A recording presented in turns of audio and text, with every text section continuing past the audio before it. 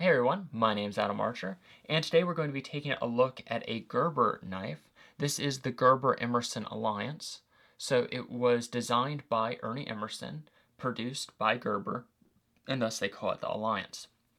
So this is modeled after the Emerson Raven, so that is a production Emerson knife, but this is a automatic version. So this is a military knife, so it has a NSN number. So you can often find these in military shops, as well as they are sometimes given to soldiers or people in the military as a duty knife. Due to that, you can find these relatively cheap compared to many automatics. The MSRP is somewhere around $260.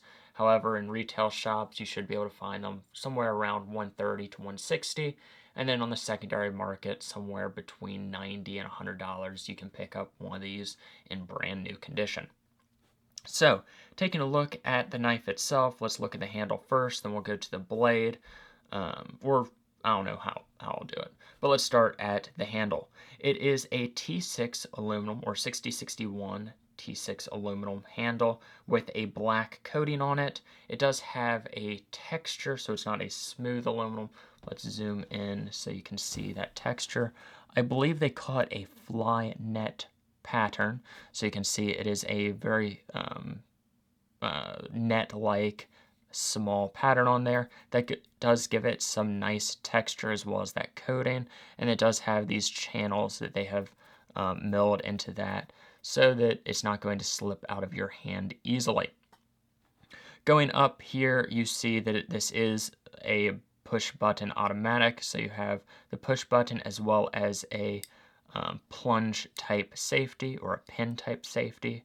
And then on the top here you have the pivot screw. The interesting thing about this pivot screw is, so it is not below the handle, so like a lot of knives, you can see here that it is either flush with the handle, or in a lot of cases they do like to put it below the handle so that you're not confusing the pivot with the push button.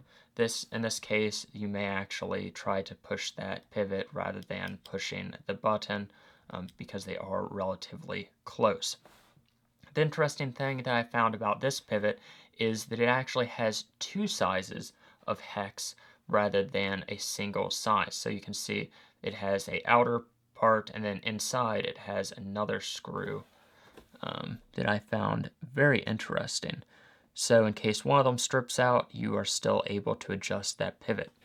And that is correct, I said hex rather than Torx. So this does feature hex screws rather than Torx, except I believe on this, this is the stop pin, it does use Torx, at least it appears to.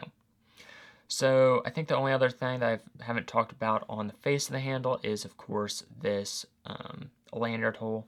So it does feature a lanyard hole in case you enjoy lanyards. Going to the back of the handle, you can see this is a two-piece construction. So rather, it does take a little bit more work rather than having standoffs where you would not have to mill a large or a decently sized billet of aluminum. And by what I mean by that, you can see on this other knife, it would have one piece of aluminum that's basically flat, another piece, and then they would have just standoffs so that they would not have to take the time in milling these little grooves. Or not little grooves, but they would have to mill all that out so that the blade could actually fit in there. That does make the knife a little bit more secure. There's less parts to either lose when taking the knife apart or cleaning it, or even just parts that could break. Going on the reverse side, you see the Gerber pocket clip. This does use the same size or the same arrangement of holes as a Benchmade pocket clip. I do not really particularly like the Gerber pocket clip, as this ending piece tends to push into the hand a little bit. So if you want to replace it with a standard Benchmade pocket clip, that may be a little bit more comfortable. Or if you're wanting to throw like a low ride carry pocket clip on there, you can as well. Or if you want one of the fancy Emerson pocket clips, with like the skull or something, you could throw that on there. It is a reversible, so you can remove that and throw it on the other side. The only issue I have found is those screw heads are tiny. I actually do not have the correct screw size for that. They are just so tiny. And just to kind of give a comparison, most knives use a Torx T6. That's nowhere close or close to small enough for this knife.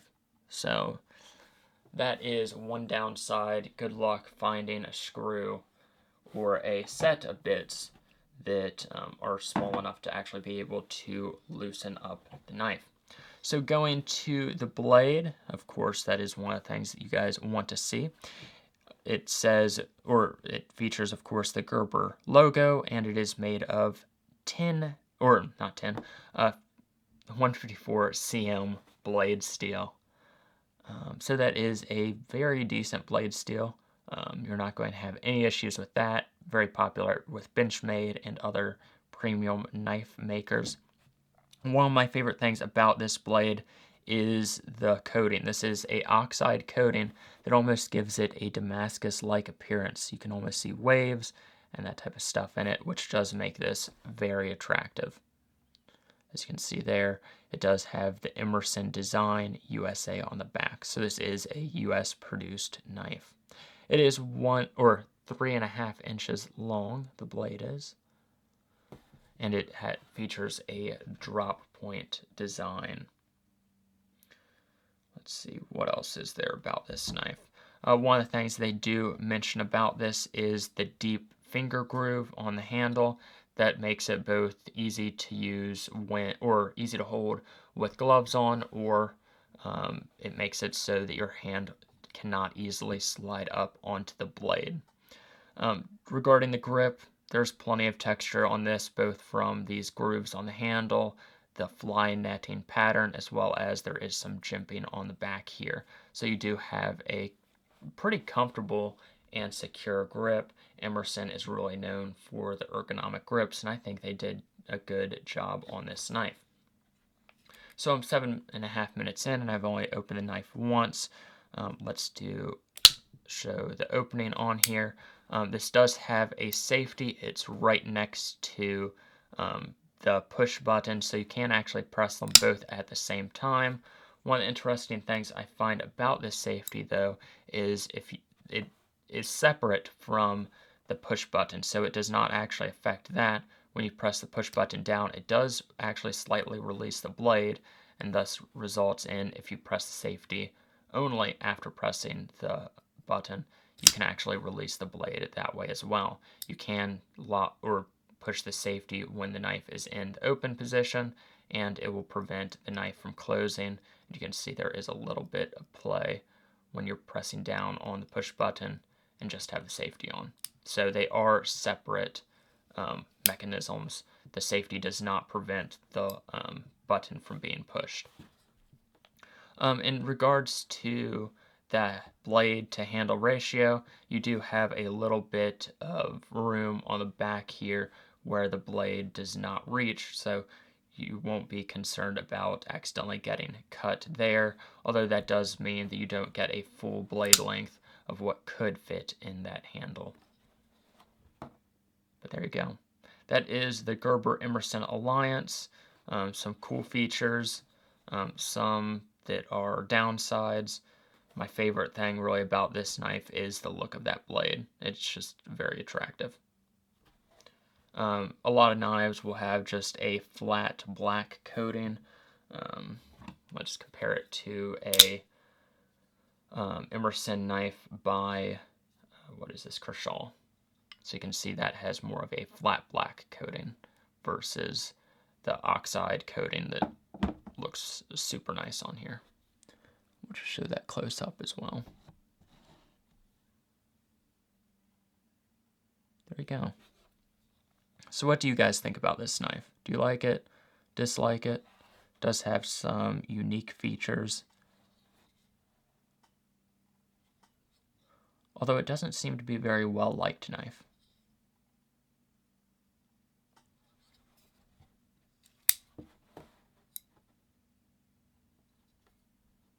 one of the things that I would have preferred, rather than having a safety and a push button, is maybe put just one large button on there. Would make it easy to deploy, as well as if they had made the button,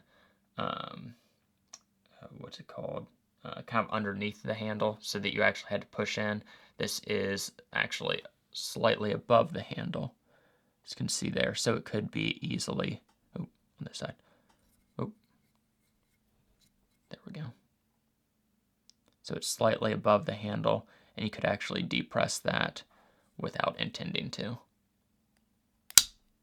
If they had put it flush with the handle or slightly below, it would prevent or accidental firing.